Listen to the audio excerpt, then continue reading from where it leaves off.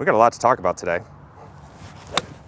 But before we do so, I got a really funny one for you. So I was talking to my mom and my dad, and actually I was calling my mom on Monday, and I said, Mama, what did you think of the 4 weeks to better ball striking video number 1 in the series? And she says, Chris, I gotta be honest with you. From what I heard from your father, I heard it was actually a very good video. In fact, he's been drilling in the living room nonstop. And I said, well, what about you, Mama? And she goes, well, I gotta tell you, I clicked on the video and I was presented with this ad at the start of the video before your information even started to come up. And it was a slice fixer video, and it was where I could learn how to fix my slice from Tiger Woods' ex-coach. And I said, so what'd you do, Mama? And she goes, well, I clicked through, obviously. And I said, Mom, I go, you don't even hit a slice. I said, you hit a small draw. It runs in the family. And she goes, yeah, but Chris, it's Tiger Woods' ex-coach. What a freaking world we live in, huh? You can just literally click on a golf instruction video and get more golf instruction at the front of it. What a week we have just had in the world of professional golf. We have LIV and the PGA Tour coming together. What a blissful world it is. I know a lot of you are probably sitting on the edge of your seat right now trying to figure out what the next thing that Brandel Chambly is going to say is. But here, you know what? But we had Viktor Hovland at the Memorial come out of nowhere and get a dub. So congratulations to Viktor. I love watching Viktor Hovland play golf because he has got a phenomenal, and I mean a phenomenal golf IQ. He is insanely athletic. And you know what? Some of you keyboard warriors at home may not like the aesthetic value of his golf swing, but it gets the job done. Congratulations to Viktor for getting out there and getting the job done. We had Rose Zhang, who won her first LPGA start. It's the first time it's happened since 1950 or 1951. And I actually guessed that Babe Zaharis was the last one to do that, but in fact, she wasn't. I think it was some lady named Beverly.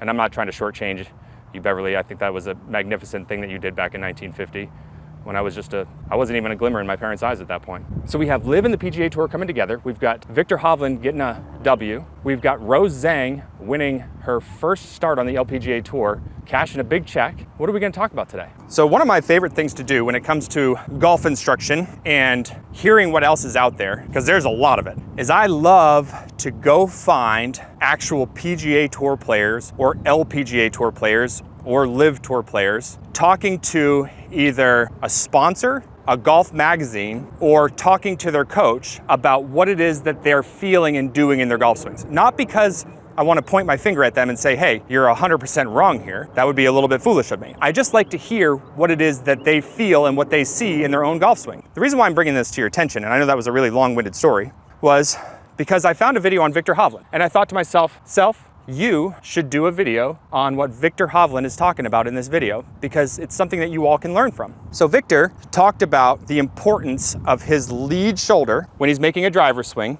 pulling up, everything is pulling up and away as he's getting ready to let his hands and arms rip. Now the reason why I like that is because your driver is your only club in your bag that is set up for positive angle of attack. So when we hit the golf ball, we want to be hitting up on it. Every other club in your golf bag is set up for negative angle of attack. Now I know that a lot of keyboard warriors at home right now are sitting there saying, well, Chris, I looked at the TrackMan numbers and the PGA Tour average is down 1.5 degrees. So that must mean there's a lot of players hitting it down 1.5 degrees. Well, let's look at the last time that chart was updated first off. Secondly, a bulk of the players that are out there that you're seeing hit it a long ways are generally hitting up on it a small amount, all the way up into 8, 9, 10 degrees up. What you have to remember is that modern day technology, when it comes to drivers, and this is not modern by any means. In fact, this is a very old driver. It's like a dinosaur.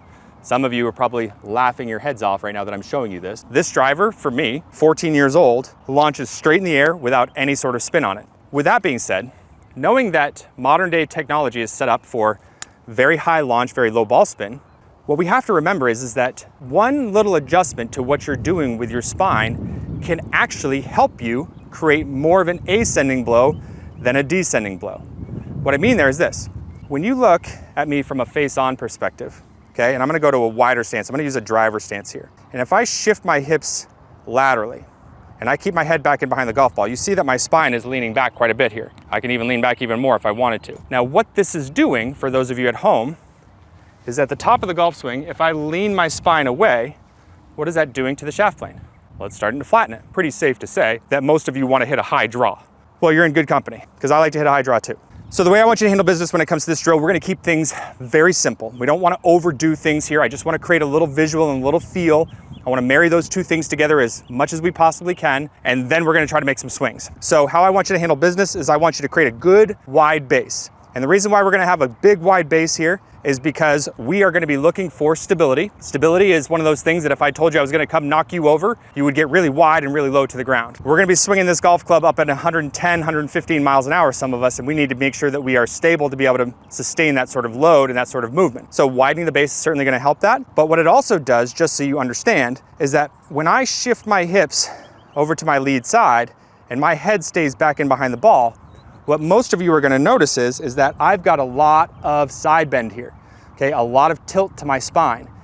This right here is what's going to help you get the club more on an ascending blow rather than a descending blow.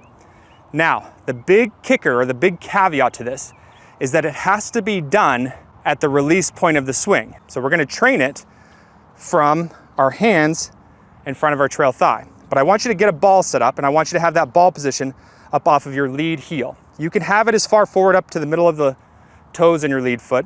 I like to have it back in sort of the lead heel just for a number of reasons. This is my sweet spot.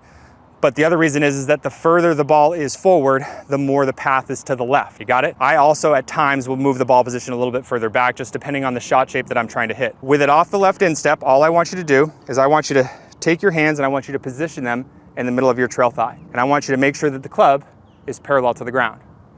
From here, what you're gonna do is you're gonna keep your head really quiet.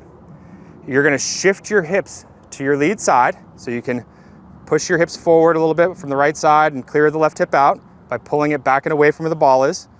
And at that same time, what I want you to do is I want you to pull this shoulder up and away from the golf ball, and I want you to release your wrists and your forearms and extend them out in front of your body.